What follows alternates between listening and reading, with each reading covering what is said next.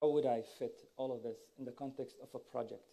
So if I'm doing an intervention, where do I start? These are global value chains. They're already connected. How would it be smoothly fit into the intervention of a multilateral or a development institution? So I'd like to go to Dr. Martin Güldner for more of shedding some light to us on how this could be put into development projects, given GOPA's huge experience in this area.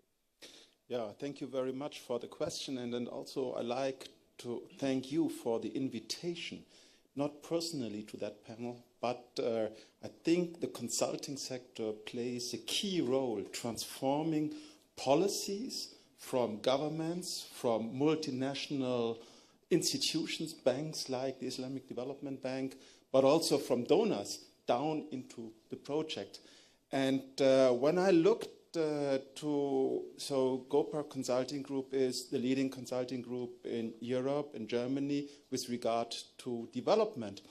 And when I was questioning myself, what is our role? I looked into our actual database. And at the moment, we're executing 1,123 projects altogether in mainly all sectors of development.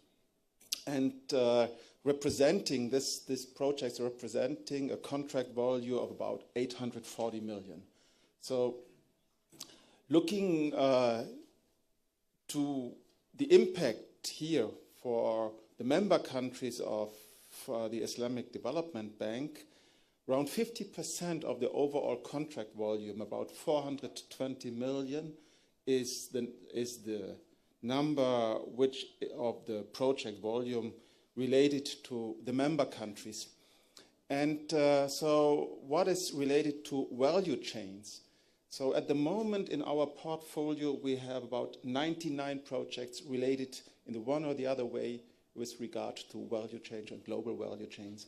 And this representing 200 million of project volume in the database. And that shows you around about 20 to 25% of all the projects are nowadays related to value chains and global value chains. I'd like to come a little bit later on what is the relation between these projects and the Sustainable Development Goals, because this is also one of the issues. But looking first to the bank approach, usually when we are as consultants analyzing a value chain, we have three levels of criteria. First is the economic impact. What is the impact on the entities being in a value chain and on their profitability? What is the impact on the GDP and the public finance? What is the impact on the trade balance, on export and import? And is the growth in the value chain really inclusive?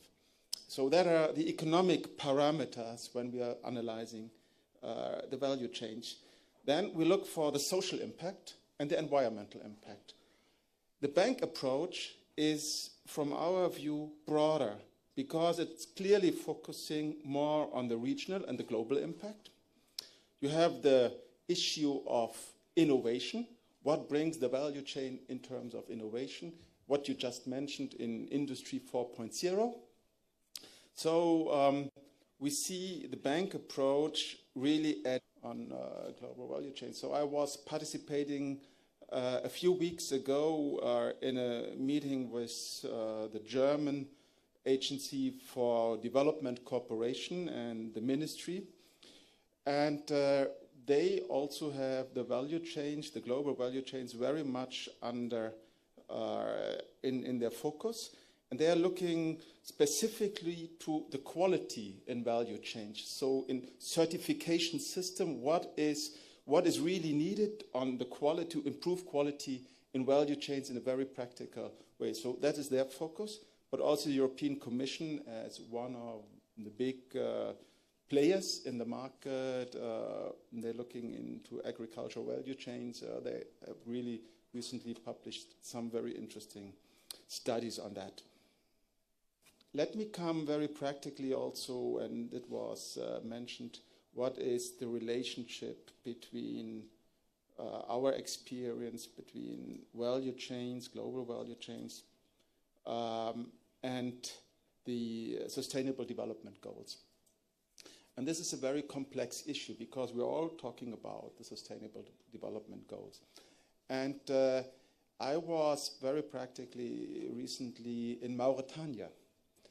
And on the first day I was visiting a project in the north of Mauritania where the project is dedicated to the natural resources, biodiversity, and supporting the value chain of the fishery industry.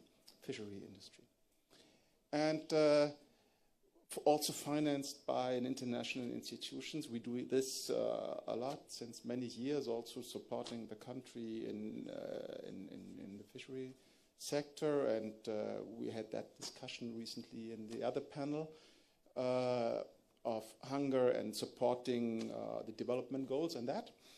The next day, I was visiting a project a little bit south, 100 kilometers south, where international institutions are supporting Mauritania in developing a deep sea port, bringing the coal out of Sahara and bringing this into the logistics of a global.